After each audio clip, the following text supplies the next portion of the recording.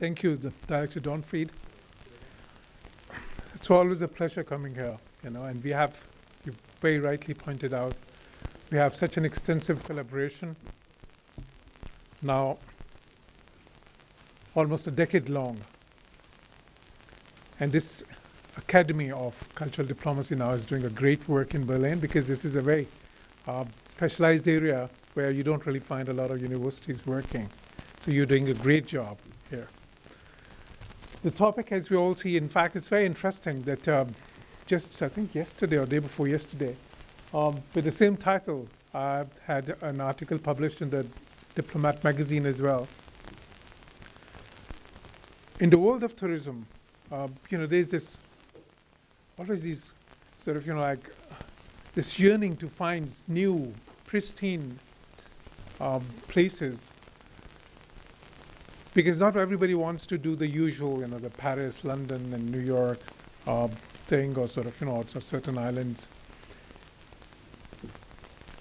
So within that area, where people want something authentic, something pristine, something really embedded in history, something representing a very unique culture, that is where Pakistan comes into play. As we all know, the region where Pakistan lies, South Asia, is rather a challenging region because of various issues that it's been facing over the years. Very recently, I'm sure that you must have read about what happened between India and Pakistan, and all sort of, all the stories coming out. Although it seems people in Pakistan are very happy because they apparently won the dogfight. No, on a lighter note. But the fact is that because of all these things happening, this is one area where Pakistan's credentials are not really as well known. Pakistan is a country which is more than double the size of Germany in area, almost 3 times the size in terms of population, and is located on the confluence of 3 dynamic regions: South Asia, Central Asia, and the Middle East.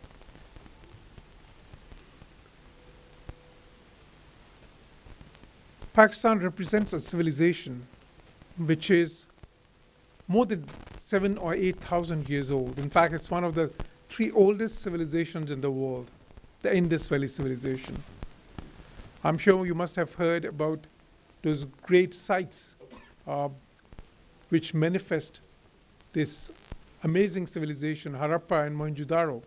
This civilization, in those times, when we had 3 major civilizations in the world 7,000, 8,000 years ago, was actually the most modern. In Mohenjo-daro, even today, if you visit that, it's in the province of Sindh in Pakistan, you can see that they had, in those times, the ruins would tell you that, running water and a sewage system. This is something that Europe did not have even 5,000, 6,000 years later. But that is just one aspect of tourism in Pakistan. I think, can we sort of, show some of the images of sort of, Pakistan as we go along? Bjorn? Yeah. Can you keep it moving? So that is basically the first aspect of the civilization which Pakistan represents. And just keep on moving every 5 or 10 seconds. I want you to imbibe as many visuals of Pakistan as possible in this time. So the Indus Valley civilization, from there on, we move to that period, basically where we had the birth of Hinduism, the Vedic period.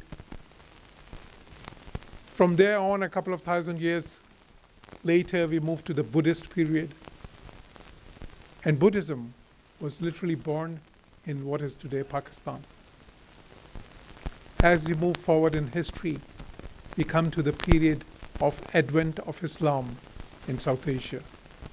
First brought by the Arab traders, then Muhammad bin Qasim, then subsequently a whole range of Muslim kings and invaders coming from Central Asia, Persia, Arabia.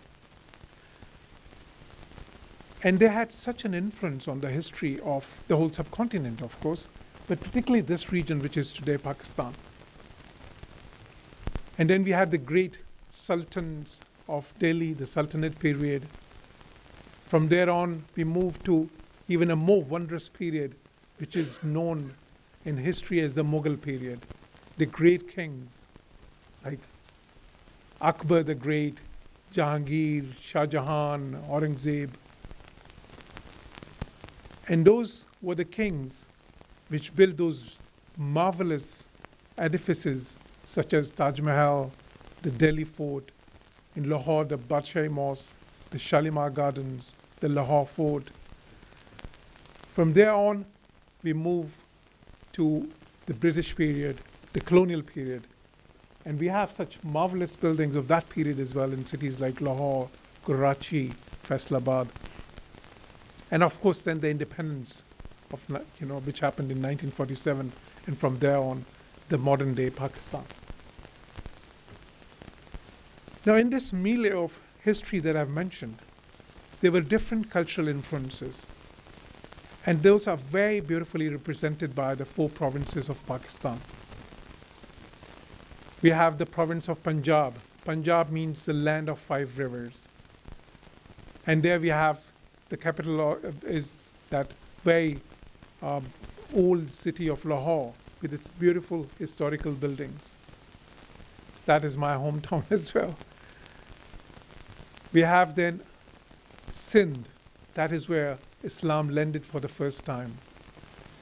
Capital is Karachi. That is a mega city of more than 20 million people. Even Lahore is about 12 million. Compare that with Berlin, which is like 4 million at most. Then we have the province of Khyber Pakhtunkhwa, where we have that beautiful historical city of Peshawar. Now that again is the province which has, from where a lot of invasions used to take place to this Indian subcontinent. And there's this very famous Khyber Pass. And again, we have the province of Balochistan, which is the biggest landmass in Pakistan. And there we have a beautiful coastline where we are building this new port of Gawada, which will be the centerpiece of the China-Pakistan Economic Corridor project, which again is a centerpiece of the China's Brick and Road Initiative, BRI, or Road and Belt as it is popularly called. We also have Gilgit and Baltistan, which is known as the roof of the world, some of the most majestic mountains that you can find anywhere. I might mention that out of the top 20 mountains in the world, we have about 8 of them in Pakistan, including the second tallest in the world, the K2. And my favorite line here, which I always love to say is that, when we compare the tallest mountains in Europe to the tallest mountains in Pakistan, there's no comparison, of course. The tallest mountain in Europe is almost as high as the highest road in Pakistan, which is the Karakoram Highway at its highest point. We also have those majestic valleys and rivers and streams which fill the whole of northwest Pakistan. Because Pakistan has such a geographic variation. We have, on the one hand, you have the roof of the world and all those very, very green mountainous regions with those beautiful streams and rivers flowing everywhere. And then you have the plains of the Punjab, known as the granary of South Asia, with some wondrous cities like Lahore, I've mentioned, and Multan, those very historical cities. There are many others as well. The Sindh province, where flows the Indus River that mighty Indus River. Again, it has a unique landscape and the culture which very much is aligned to that landscape, with a lot of deserts as well, but some very, very fertile regions. In Khyber Pakhtunkhwa, we have a lot of mountains. The landscape is pretty rough in some places, but it's also very beautiful. I've been to many of those places. I mean, the minister, I'm sure, in his speech will highlight the beauty of Khyber Pakhtunkhwa much more than I can. Because the minister that here we have the senior minister of tourism from Khyber Pakhtunkhwa today with us. Then in Balochistan, we have some of the most beautiful coastline in the world. Much of it is not really touristically developed as yet. So in some ways, it's very pristine, very virgin. For those who like to go to those beaches, totally unspoiled beaches with untainted waters there, Gawada and beaches close to that. That is the place. Many, many years ago, before we had the Afghan war, before we had this challenge of terrorism, which literally destroyed the tourism in Pakistan. As a child, even I remember the times when our cities used to be filled with a lot of tourists from Europe, particularly countries like Germany and France and UK. And Pakistan used to be a part of what people called the hippie trail.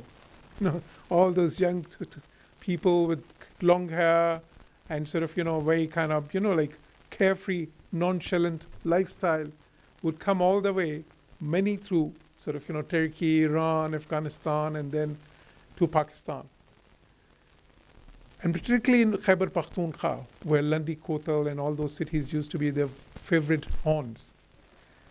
Of course, other than the beauty of the country itself and the cultural sort of, like enrichment, they were also interested in what was, the cannabis, the hash.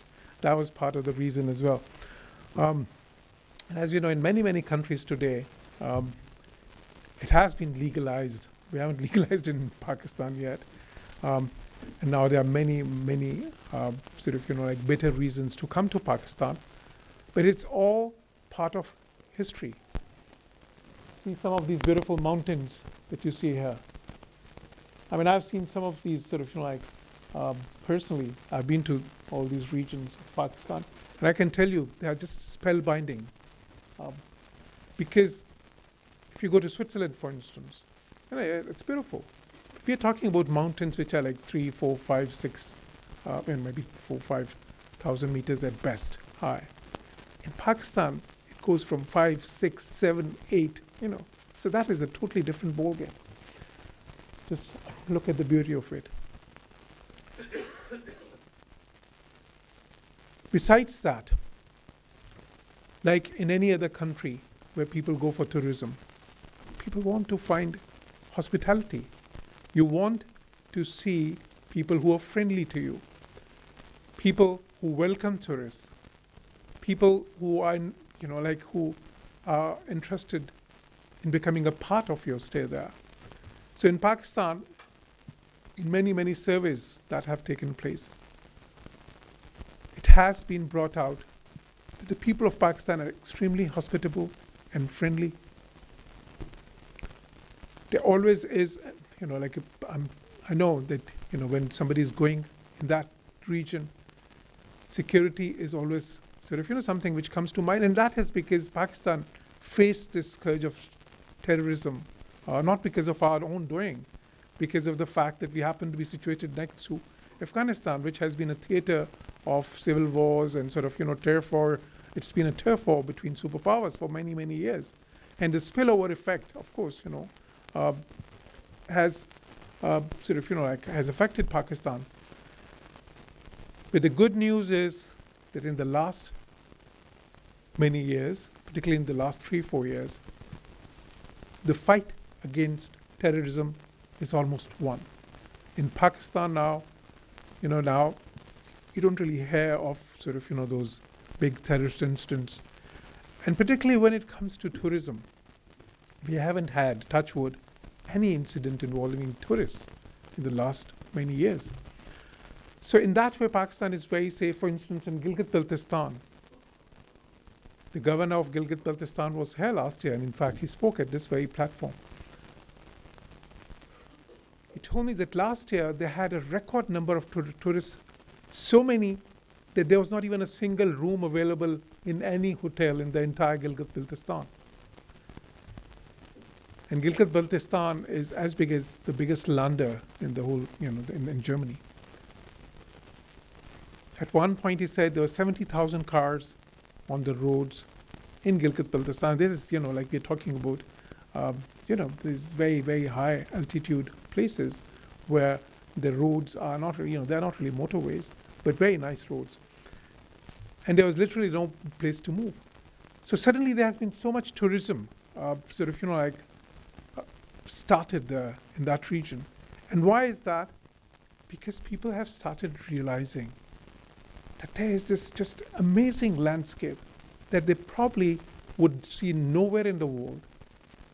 There are these amazing people who are so friendly and calm and so joyous and hospitable. And also, again, these places, well, you could find some very nice hotels and rest houses and places to stay. Airbnb is always a choice. They're very inexpensive compared to tourism everywhere, in most places in the world. So it's a great combination. And to promote more tourism, the government of Pakistan, the new government, the PTI-led government, Imran Khan, our new prime minister, he's somebody who's very, very keen on tourism. In fact, a few years back, he undertook a journey through Pakistan, where he personally went to literally all the far-off places where nobody ventures normally, and actually did a book on that. So to promote that, what is the government doing? First of all, of course, dissemination information, that is one thing. Unless people know what there is to see, of course, who would think of going there? The second thing is the visas. So the government of Pakistan, I'm very glad to announce, is going to make it very easy for foreign tourists to come to Pakistan for tourism. In fact, starting within a month, we are going to have visas on arrival for most countries in the world, including almost all the countries in Europe. So tourists would not have to think about this hassle of getting a visa. Similarly, in terms of the availability of hotels, in terms of making your travel bookings plans, and even today we were at the ITB where we have a booth particularly focusing on Gilgit-Baltistan and Khyber Pakhtunkhwa. There are a lot of tour operators there who are making those bookings. They can plan everything for all the tourists, whether in groups or individually. Then again in Pakistan, you'd always have more bang for your buck there, as I said. Your money travels much farther there than in most places of the world.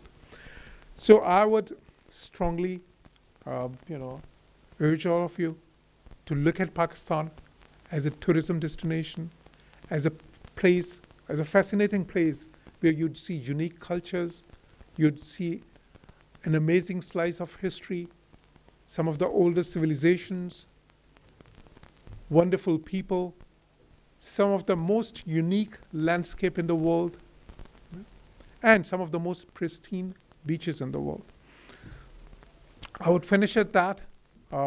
I'm sure the Minister of Tourism from Khyber Pakhtunkhwa, who is sitting amongst us today here, would be able to elaborate upon that much further. Thank you.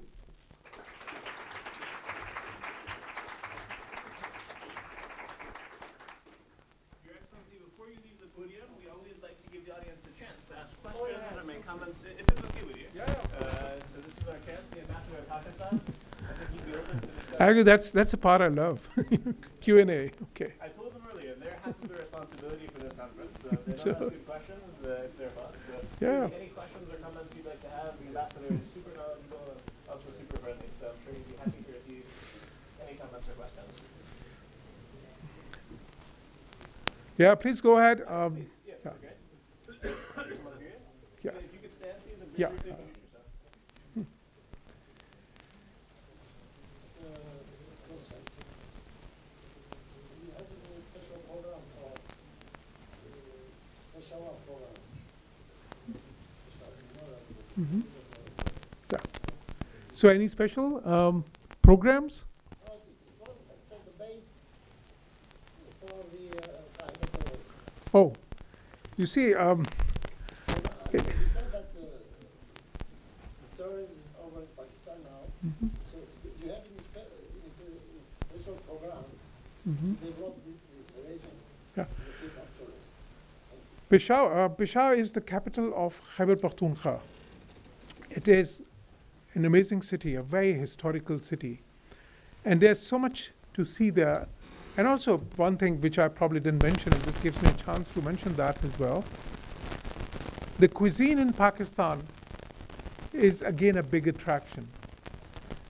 You know, I know that a lot of people are familiar with Indian cuisine. There's a lot of Indian restaurants here in this city, Indus cuisine as they call it. But most of them, by the way, are actually Pakistanis. I mean, you see the Indians, I mean, the real Indian cuisine, I mean, so if you call it particularly like let's say the Hindu cuisine, does not have meat. But that doesn't sell. People like meat, of course, in Europe. So the cuisine that they actually sell, the Indian cuisine, which actually sells, is the Muslim cuisine of subcontinent. And it's actually what we have in Pakistan. So it's more Pakistani cuisine than Indian cuisine. And actually, most of these restaurants are owned by Pakistanis. So Peshawar has, amongst other things, this amazing cuisine. That there's this, like Namak Mandi in Peshawar, where if you go, you would be amazed by the food there. Now, in terms of the background of your question, the problems about terrorism, you see Peshawar is a very vibrant city. I mean, you can go there, enjoy. The minister comes from there, it's the capital of Khyber Pakhtunkhwa. That's not his hometown. But the point is that there's no challenge there as such. As we all know, in this city, you're living in Berlin. I think I live in Berlin. 2 years back, I was having my dinner at a restaurant. And suddenly, the restaurant manager announced that just half a kilometer from here, there has been a big terror incident. That was the Christmas market terror incident in Berlin 2 years ago. You would recall that. So the point is, terrorism can happen anywhere in the world. It happened in Paris. It happened in Brussels many times. It happened in London many times, in Manchester, in the US, as we know. I can keep on naming cities. But the thing is, that is just like any city of the world can have traffic accidents. Any city of the world can have the problem of street crime. And actually, let me tell you something.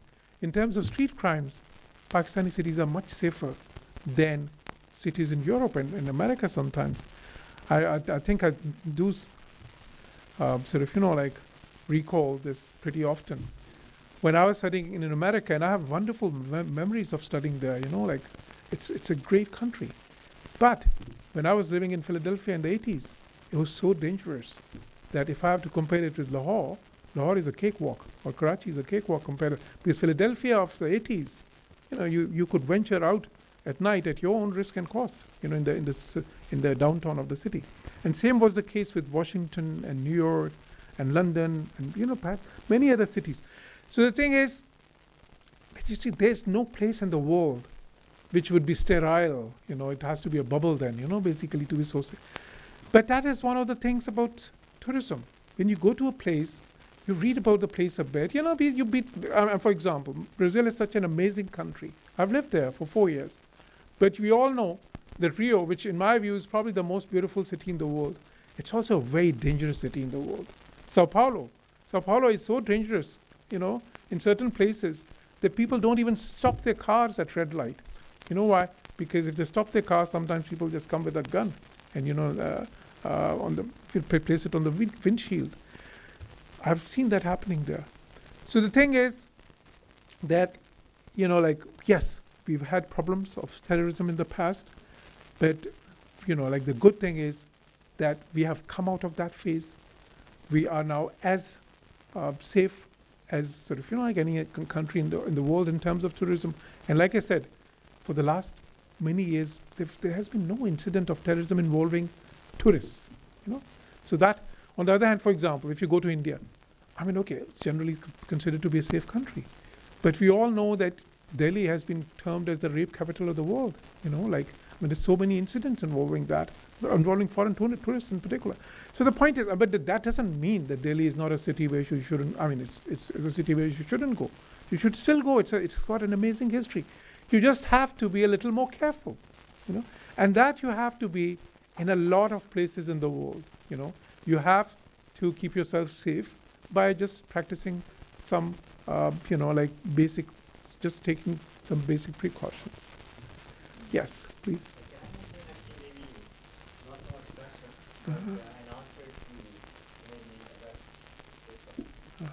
But there has to be a question in it as well. Let's come up with a question. Okay, so basically, my family is built Malam Jawar. Oh, great. So, and I think that's a really good example of the kind of things you were talking about.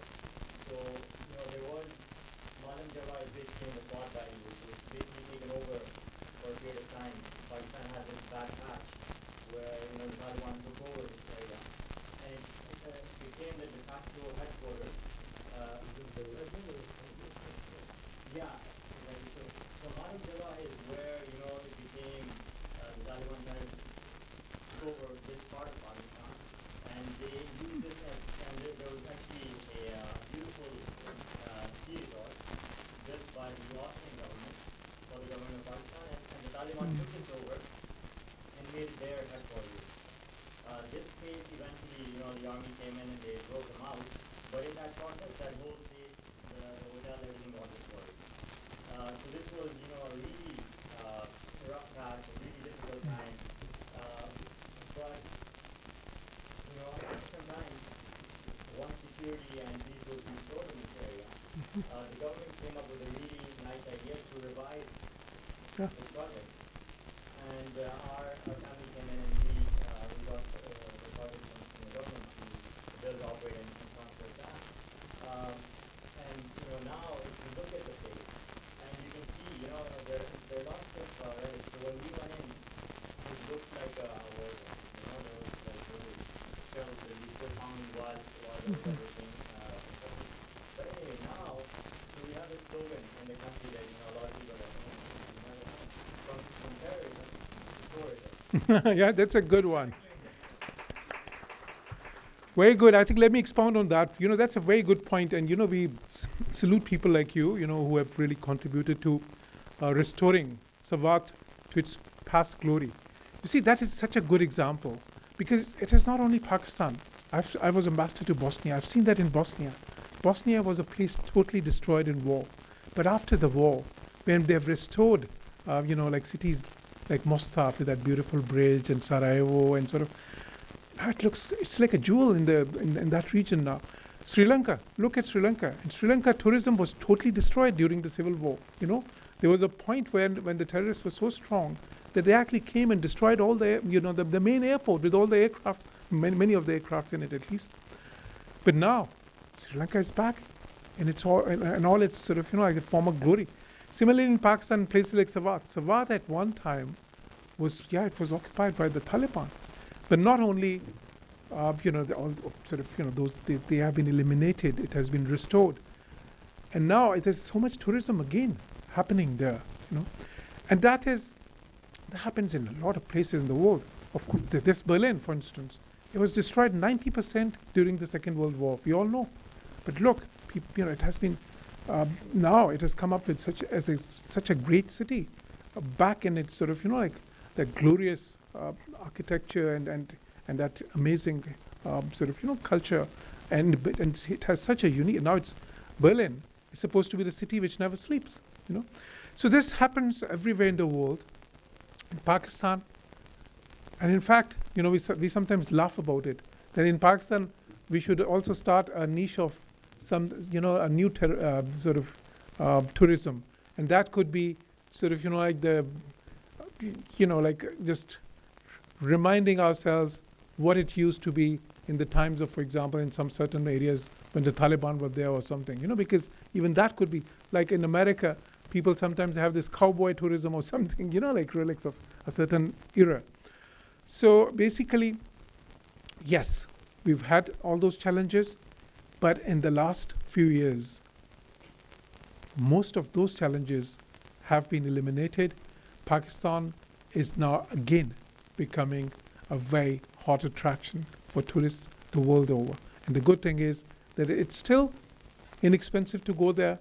There's still a lot new to explore there, a lot to discover there. Great. Please.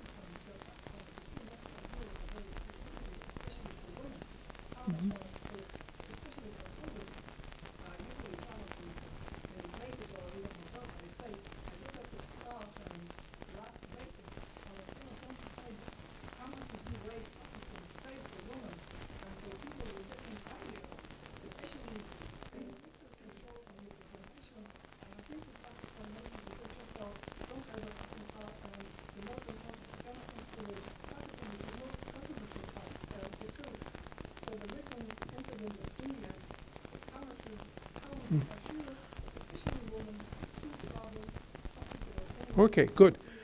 So yeah, there are two aspects to your question. One is about women. So if you know, like how much Pakistan is safe for women.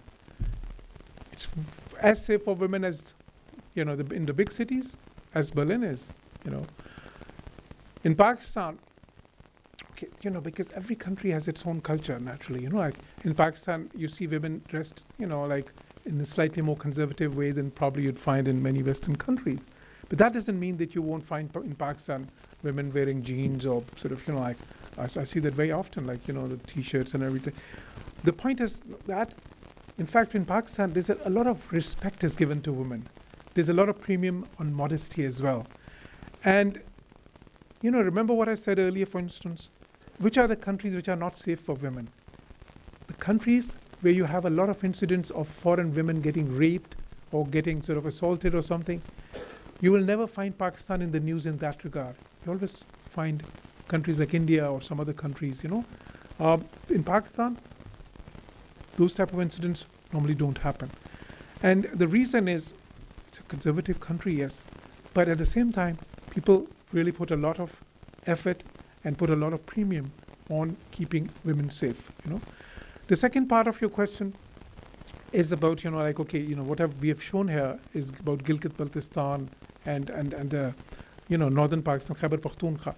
Part of the reason is that today our stall in the ITB is also basically focusing on these two regions of Pakistan, Khyber Pakhtunkhwa and Gilgit-Baltistan. And we have the Minister of Gilgit, the Pakhtunkhwa, Senior Minister of Pakhtunkhwa here. And also we have a delegation from Gilgit-Baltistan, you know, there's a minister there as well, who's, you know. So the point is, that is the reason. But that is, like you said, okay, that is, you're showing that because it's kind of, okay, it's all good. And the other region is controversial. No, that is not true. In fact, that is the opposite. In the sense that when we faced the scourge of terrorism, there was a lot of problems in the province of Khyber Pakhtunkhwa. That is, you know, in parts of Khyber Pakhtunkhwa, that is where, you know, the Taliban were based, for instance, in Swat. Swat is part of Khyber Pakhtunkhwa as well. Similarly, people were worried about Gilgit-Baltistan as well at one point. The other parts of Pakistan, even when we had this scourge of terrorism, like for instance in Lahore, you know, all these years, Lahore was generally a pretty safe city. Islamabad was a fairly safe city. You know, so the problem was actually more in these regions. that I've shown, actually, and not in the sort of, southern part of Pakistan as much. Why I'm showcasing these? Because, of course, because they're beautiful. They're just unique in terms of the landscape and the culture. But also because these are the very regions where we face the brunt of terrorism, and we have been able to clean them up. We have been able to eliminate that terrorism. We have been able to have success stories like mentioned by this young guy here, our friend, who mentioned about Sawat. Remember, Sawat was the place from where this Malala comes from, I mean, that is a place where you had all those Taliban and sort of, all those stories. And today, it's a thriving tourism place. So that is the turnaround I want to highlight upon. Yes, please.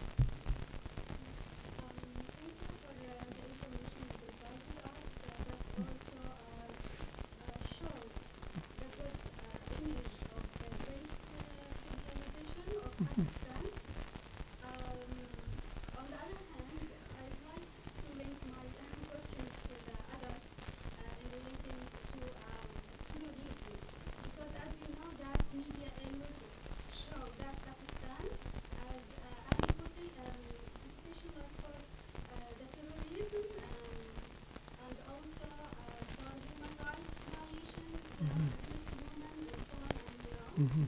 And insecurity and security issues. Yeah. So I would like to ask how, to what extent this media affect. Very good point. Okay. Yeah.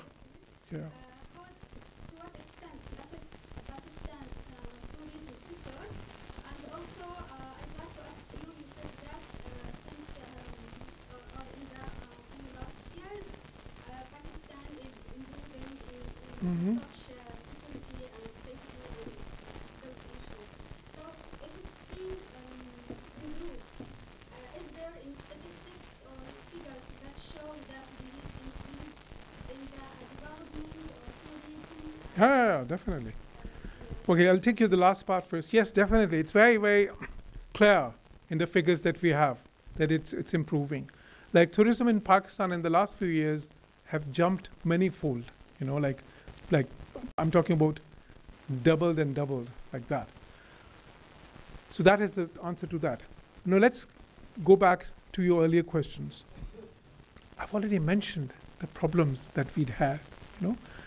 We had some severe issues of terrorism. But again, what happens is, there's this international media which has certain tilts. Media is not always totally unbiased, first of all. Secondly, media, by the definition, always focuses on the negative. For example, if there's a bomb explosion in a place, let's say somewhere in Pakistan, it's a big news. But on the other hand, if there's a village in Pakistan and they have done an amazing work, and they're, in that village, people have just turned around the whole thing. And, it's an example, even let's say for a lot of countries, that will not be a news. Nobody will carry that news somehow. See, there are a lot of misperceptions about Pakistan out there. This image of Pakistan, unfortunately, because of all those years, it has been tainted. And it has been tainted because of the negative projection. Now, I don't want to go into the reasons of those, of the underlying reasons of that negative projection. There could be many reasons. We do not live in a fair world. We all know that. You're students and you read a lot of stuff, I mean, the real world works on realpolitik. The real world works on the interests of money and interest, like sometimes strategic compulsion, sometimes sort of, the media always have segments which have their own twists, and their own kind of biases. Pakistan was a focus of international media for the last 10, 15 years, but for all the wrong reasons, unfortunately. And that has left our brand a bit battered, Now, when things change and when things improve, it takes time for the international media to reckon that. First, probably a few articles will appear, then some more. Then as people start going into that region, It's a story which we have seen for many places like Sri Lanka, for instance. It's a story we have seen for Brazil as well. There was I was living in Brazil, and Brazil got such bad media that, their tourism suffered. It's a story which is relevant for Egypt as well. Egypt at one time was facing some Islamic fundamentalism. There were certain as it's called in the West, there were certain terrorist incidents there. And after that, tourism just stopped there, although they have such an amazing infrastructure of tourism. And then it took them many years to repair that image, And they did that in a very scientific way, by the way. They developed regional brands, like Red Sea Riviera and the pyramids and everything. And actually, they excluded the word Egypt for a few years. They just took it out, just to focus on what they had. So basically, it takes time. It will take Pakistan some time as well. We know that. But the thing is that the tide has turned. For the last 2-3 years, the numbers of tourists, like just in GB, for example, Gilgit-Baltistan, the number of tourists crossed 1 million. That is, compared to that, let me say a few years back, it was just 100,000, 10 times more. So similarly is the case of other regions in Pakistan. The economic numbers are getting much more positive. The country is becoming much safer. Lastly, you talked about women's rights in Pakistan. In terms of women's rights, this is not directly related to the tourism sector. But I would say that compared to other countries in the same, because you can't compare orange and apples, you can't compare, for example, Sweden with India, because they have a totally different per capita income. They have a totally different level of industrialization, of education, of literacy, everything is different. But if you compare Pakistan with middle income countries, which are equivalent in terms of per capita and equivalent in terms of level of education and everything, Pakistan is actually much better in terms of, in terms of human rights and in terms of women's rights. Look, I'm sure you must be following news. You know what is happening in Kashmir? Do you follow that? What is happening to women's rights there? What has happened to human rights there? So many other parts of the world, I can give so many examples. But Pakistan in that way is much better than the comparison. You're welcome. Any other questions? Thank you again.